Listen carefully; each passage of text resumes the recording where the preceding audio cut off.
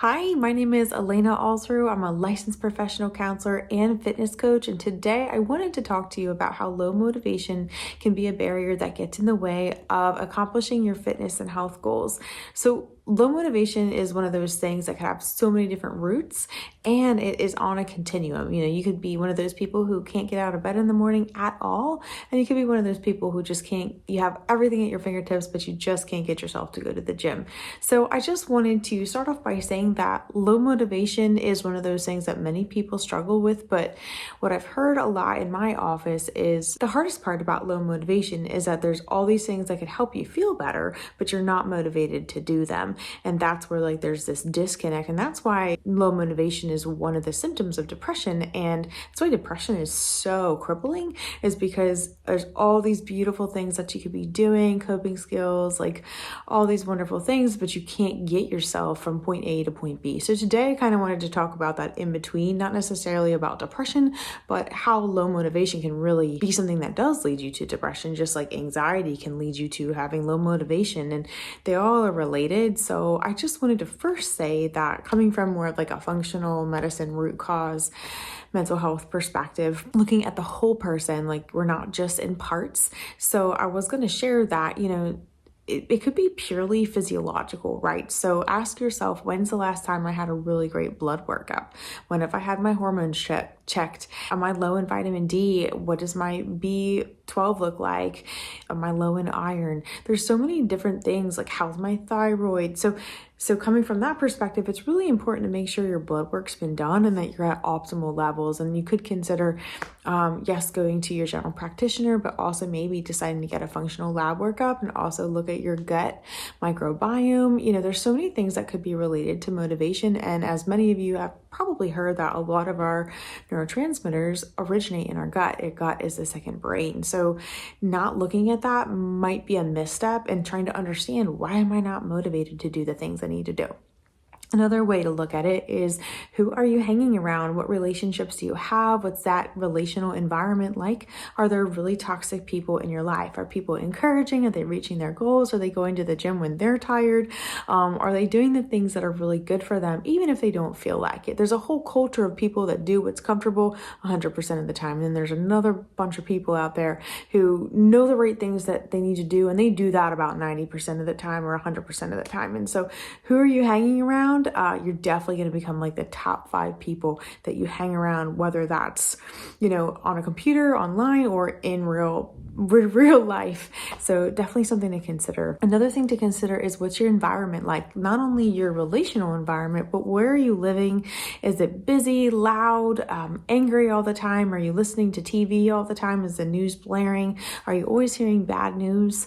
What kind of work are you doing? What's that environment like? Or is there tons of people doing things that just aren't great morally? Or are there people just trying to live lives of integrity, trying to help people? Another environmental thing to think about is, are you exposed to mold? Not only are you in a healthy environment relationally, but are you in a healthy physical environment?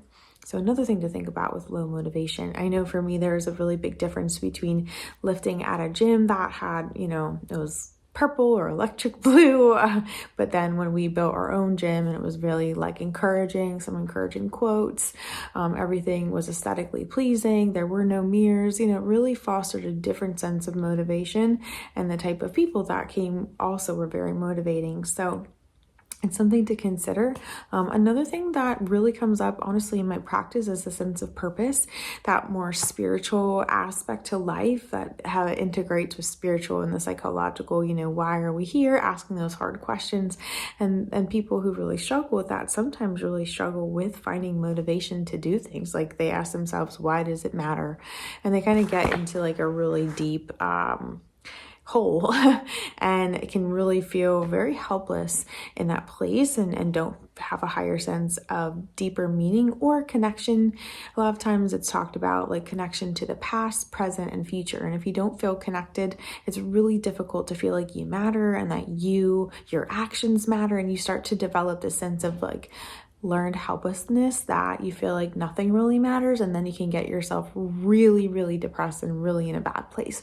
So those are some really big things to consider when you're trying to understand why you might feel low in motivation.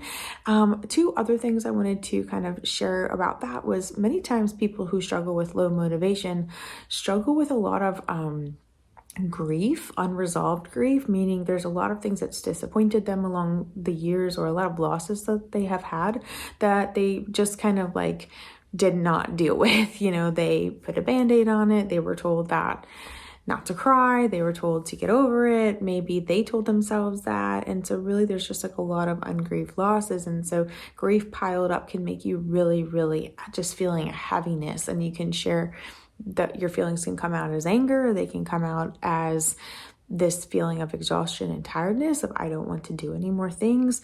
So try to consider, do you have a lot of losses that maybe were not grieved? And are you finding yourself really, really angry? And is that stealing energy from you? I've heard it said that low motivation, or even sometimes talking about depression, it's lack of reusable energy in the brain, just because that energy has been used on so many other things. A lot of times anxiety can burn up energy, and it's kind of like you don't have any left for yourself to be able to go do the things that are really good for you. So I wanted to share a quote by Steve Polina. I don't know if I'm saying his name right, but it's motivation follows action.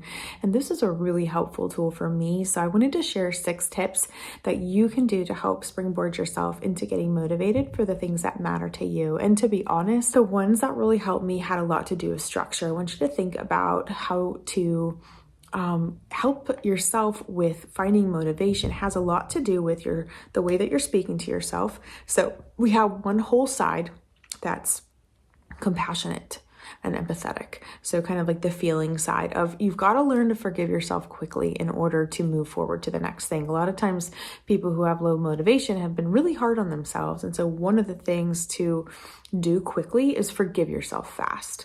And so I would really say that one part of this is learning to be kind to yourself, forgive yourself fast, and really give yourself an opportunity to explore the anger, the sadness, different feelings that come up for you in order to be able to move forward to the next thing and get some energy back. The next thing I want to share is structure. So there's a whole nother side that is important to consider.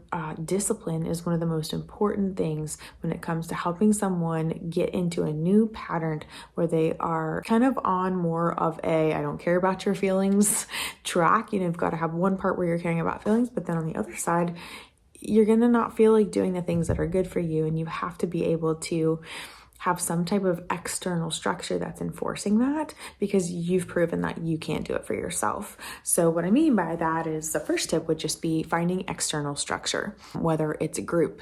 I'm going to use fitness because it's easy, a group fitness class, or even like accountability with your eating. It could be a coach, it could be a counselor, it could be anything like that. And I've also decided that for me, when I really struggle with this, I pay people to help me, and that teaches me that I gotta show up, or there's a consequence for me. A lot of times it could be relationally. If you have a workout partner and you don't show up at the gym, you're gonna let them down. So it's kind of like that. You set up things that motivate you, and sometimes it's people, sometimes it's money, sometimes it's having a reward. So you can get creative with that. Another thing you want to consider is eliminating things that really bring you down. So for example, I'll use myself.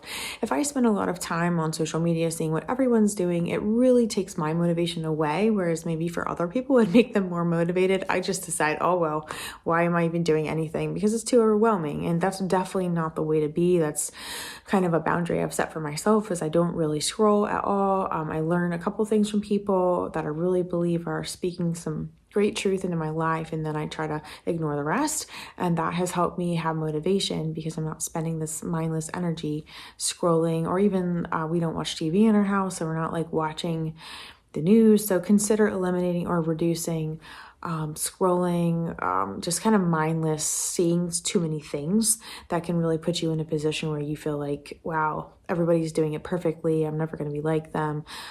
I'm just not going to try. So we don't want to do that. So consider eliminating or reducing social media and TV. Number 3 is my absolute favorite, something that Brian taught me, and he has a great video. It's called the tick mark video. If you ever have a moment to go check that out, it's about breaking things into smaller chunks. And this is a very well-known approach, but I just think I need to reiterate it. When you have something that seems so big, just do it in small pieces and break those things up into smaller tasks so that you can kind of complete them in your mind or on paper and then move on to the next thing. So when you feel overwhelmed by everything you have to do, just break it up into small chunks. Number 4 kind of relates to the first one. I talked about external structure for number 1, but number 4 is really doing yourself a favor and getting that accountability, hiring that coach, setting up weekly appointments, paying for classes, making sure that you're having accountability with the goals that you've set up, because you need something from others. Dr.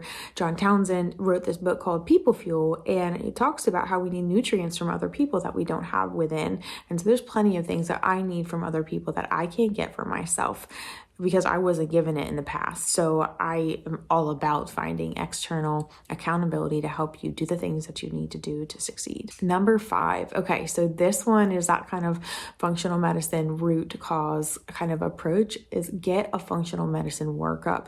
It's crazy to me that people come to me, with these kind of feelings, and they haven't had a physical in like 10 years, and I'm like, well, let's look at the biology, because I would never want to treat you for something psychological that really can be solved biologically.